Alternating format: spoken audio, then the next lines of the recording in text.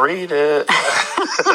You never read it, right? You don't read your online stories. You got it. If you have to, if you're in a position like I'm in, you have to stay sane. Right. And the only way to stay sane is to say as conflict-free as possible. So even though I talk a lot of shit, I don't read anything anybody says back.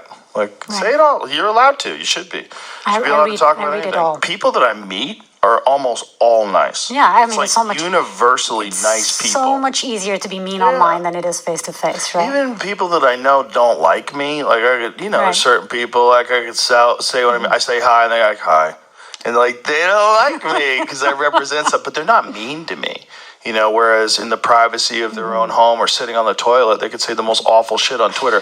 I don't need to read that. And I would probably say it if I was them too. That's the thing. If you feel powerless and voiceless and you see someone doing something that you don't agree with, and then you have this Twitter account and you just like, fuck that guy. And I get it. I understand it, but I can't read it. Social media for the most part is net positive.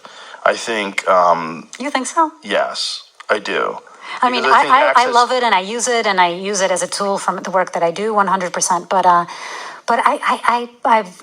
I'm a very optimistic person, and I always thought, there's a reason, there's great ways of using social media like you do, but like with young people nowadays and young people, it's very challenging.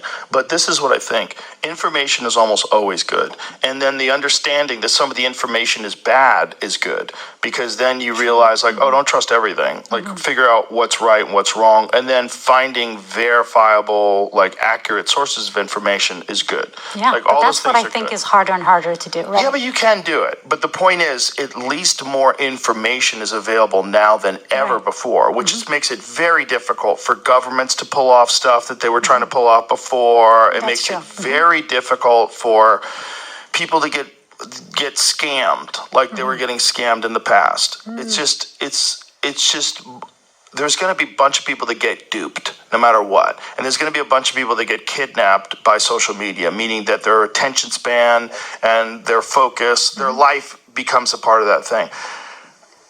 But I think this is a new and emerging aspect of society that we will navigate and that we will learn from the failures. And it will cost a lot of people their happiness and prosperity. A lot of people will get wrapped up in that shit and it will fuck them up. And that's net negative, right?